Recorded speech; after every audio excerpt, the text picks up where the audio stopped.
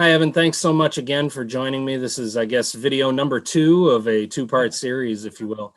We talked about the charcuterie kits that Columbus just launched in time for the holidays in our first video. And now let's talk a little wider in scope. I last visited Columbus. It was an awesome trip.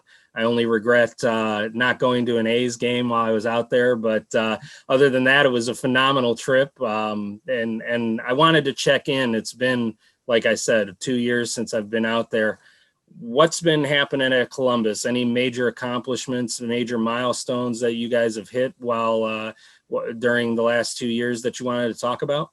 Yeah, really the category itself has just it's been so interesting how much it's grown in terms of charcuterie. Really, when we saw each other 2 years ago, we were really just trying to explain through our different salamis and how those flavors are highlighted.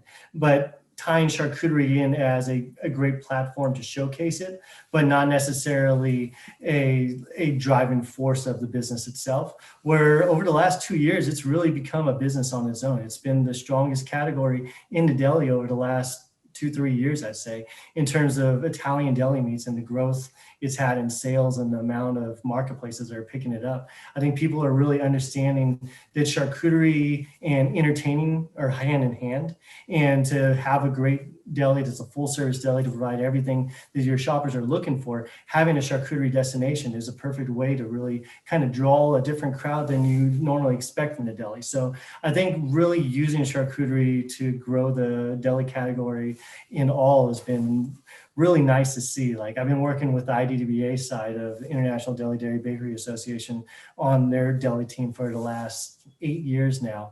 And I remember 5 years ago when we did our first kind of behind the glass charcuterie kit. And it was just hey, I think this is something cool that would really work in our industry. And now if you go into every marketplace, they're selling charcuterie in some sort of fashion.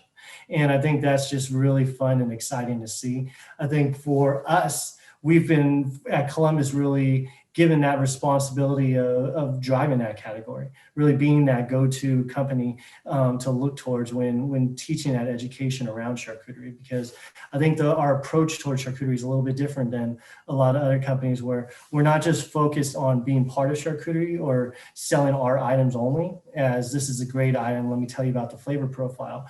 We're really just trying to tie everything else together. So we're showcasing these 3 items, and this is the perfect way to build a perfect charcuterie board.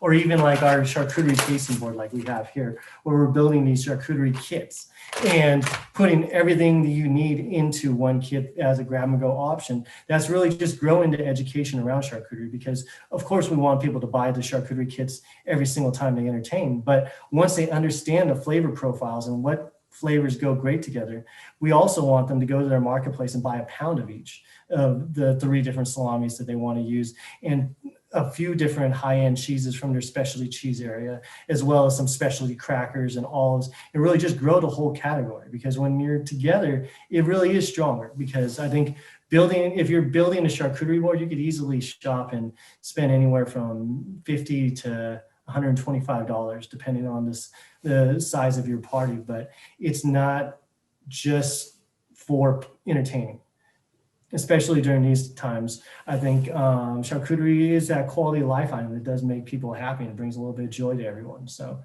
Well, and anecdotally, I know in the 2 years since I was out there, I've seen Columbus products in a lot more markets here that I go to in Chicago. So it's obvious that it's growing even as a more of an everyday item, if you will.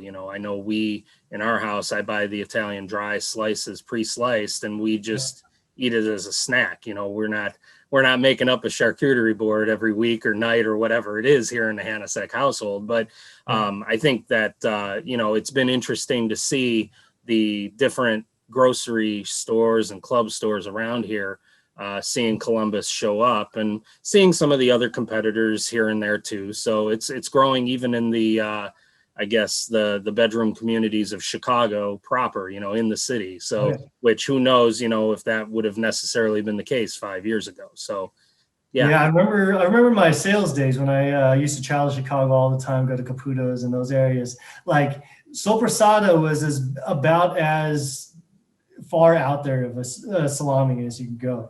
And now really soppressata is a common salami in terms of if you go to the marketplace, you'd be surprised the amount of shoppers that know what soppressata is. So I think just again, through those educations of building charcuterie and building a perfect bite, people are learning what these new items are. And I think that's why the category is so successful also. We're not, especially during these COVID times where people don't necessarily have the money to spend a fortune on these products, people are starting to slowly understand you don't need a whole bunch of salami to make a beautiful charcuterie board.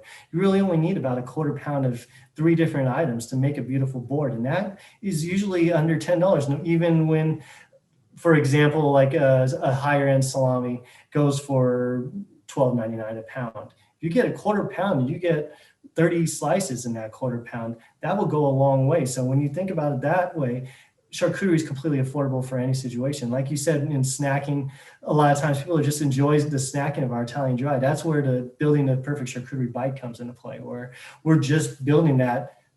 Here's the perfect cheddar cheese and the perfect salami to go together for your Zoom meetings that you have to take back to back, and you just need something to snack on that will make you happy to get through the day, you know? So I think it really ties to everything that the current shopper needs and wants.